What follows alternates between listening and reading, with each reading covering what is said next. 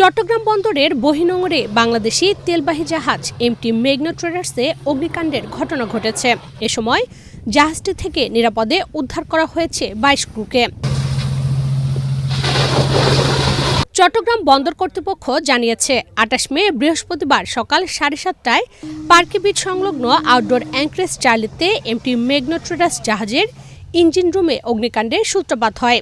দুর্ঘটনার পরপরই আগুন নিয়ন্ত্রণে আনতে ইঞ্জিন রুম থেকে ক্রুদের সরিয়ে কার্বন ডাই অক্সাইড রিলিজ করা হয়। দুর্ঘটনার খবর পেয়ে বাংলাদেশ কোস্টগার্ডের জাহাজ শ্যামল বাংলা ও কোস্টগার্ড ট্রাক প্রমত্ত সহ কোস্টগার্ডের একাধিক অগ্নি নির্বাপন দল দ্রুত ঘটনাস্থলে পৌঁছে আগুন নিয়ন্ত্রণে কাজ করে।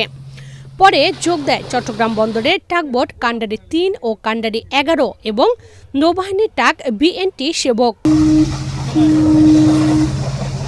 এ সময় জাহাজটির মোট ২২ ক্রুকে নিরাপদে উদ্ধার করা হয়।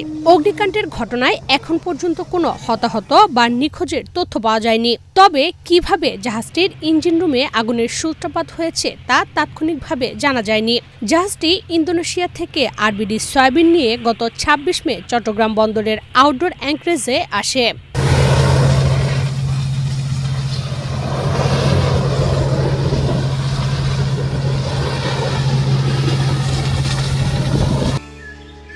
জায়গা কেনার পর কোনোদিন ভাবিনি বাড়ি দেখে যেতে পারবো। বাবা, তুমি করেছো জমি আর আমি করলাম বাড়ি। এখন থাকবে তোমার নাতি। বসুন্ধরা সিমেন্টের দৃঢ় গাঁথুনি গড়েছে ৩ প্রজন্মের এক ঠিকানা। শক্তির মানদণ্ডে উত্তীর্ণ বসুন্ধরা সিমেন্ট। বসুন্ধরা সিমেন্ট, প্রজন্মের বন্ধন।